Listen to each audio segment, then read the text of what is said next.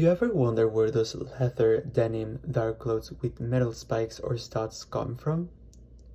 Have you thought about the person we need to thank for the bold, non-conforming fashion like fishnet stockings with spikes, piercings, silver oversized bracelets, or black makeup used in both men and women? After talking about the punk movement in my draping class, I became very interested in its origin and its influence in fashion. By looking at articles, magazines, and museum sites, I was able to discover more about one of the main punk pioneers and her influence in fashion. Hello, my name is Sergio Garcia, and the person I'm talking about is Vivienne Westwood. Today, I will inform you about her personal background, iconic pieces, and Westwood's influence in modern fashion. Firstly, I will talk about Vivienne Westwood's background. According to Megan Boyd, a Vogue UK editor, Westwood is a fashion designer born in April 8, 1941 in Glossop, Derbyshire, England. The V&A Museum states that she was first a primary school teacher. She started working with art student Malcolm McLaren, who gave her a focus on her idealism and activism. She was actually unhappy after her first child. She once said, "I wasn't happy. I wasn't content looking after my child. I needed to know more of the world. I think of him with great affection, but I grew out of him." According to the Met Museum, she started designing clothes in 1971 at her first shop, Let It Rock, which was then renamed in 1974 and called Sex. She started as a seamstress. She initiated her partnership with McLaren, and they both combined their punk vision through their creations. According to Vienna Vernos, a CR fashion book editor, she had an interest in the representation of historical elements. She reinterpreted them and she brings them alive in the current era. She has inspiration from history books, modernizing and altering where she believed fit. Vivienne Westwood shaped the punk fashion and dictated the aesthetic canons that are still used today, like narrow silhouettes, safety pins, white t-shirts with swastikas as an insult to the ruling class, bondage, latex, just to name a few.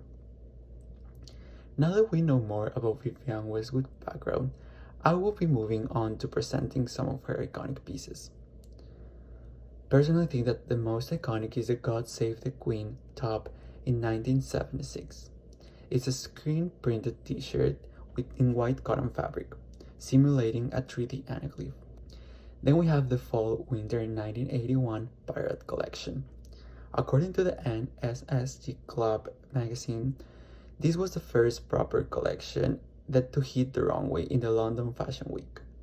It includes nudity, bold shapes, bold colors, and reinterpretation of historical elements.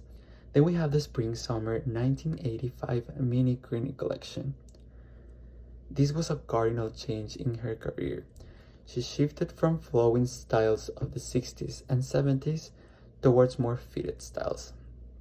She created the famous Mini Creamy, abbreviated version of the 70s crinoline. It's interesting how she used both men and women in her campaigns. We then have the Spring-Summer 1994 Café Society collection. The NSSG Club magazine stated, "The high rate of erotism annoyed the press and distracted the attention from micro-crochet bikinis." Then we have the Fall-Winter 2005 Propaganda collection. We can clearly see the activism in this collection. It's mostly about climate change. This is one of the collections that the British designer considers the most political.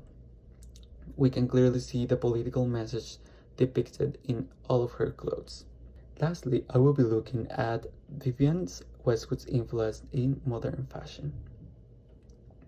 Her influence includes shapes and fabrics that designers keep using nowadays. as well as her activism in fashion. According to Manova, an editor of a new college newspaper, her years of unwavering activism kept her decades of boundary-pushing designs. She was focused on climate change, struggles for equality and discordant, overconsumption, just to name a few. Westwood continued to play a major part in today's clothing. According to FIT, the seemingly recent trend of corset use as an outerwear was done by her and Jean Paul Gaultier in 1980s. Then we have this example of Dolce & Gabbana, who imitated their hair collection. An Instagram account who did it first posted the Dolce & Gabbana sex necklace and how it is compared to Vivienne Westwood's version from 1989. The Days magazine shared she used her collection as a platform for positive activism. Vivienne said, "It's a war for the very existence of the human race and that of the planet. The most important weapon we have is public opinion." Some new designers inspired by her are Michaela Stark, Chopova Loveva, and Andreas Kondreler, and Elena Espa. In conclusion, by analyzing Vivienne Westwood, we can see how she has been a pioneer. We have analyzed her iconic pieces and her influence in fashion. So the next time you see some chains, leather, spikes on an outfit, or a bold print on a t-shirt, think about how one brave person revolutionized the fashion industry with the punk movement. Thank you.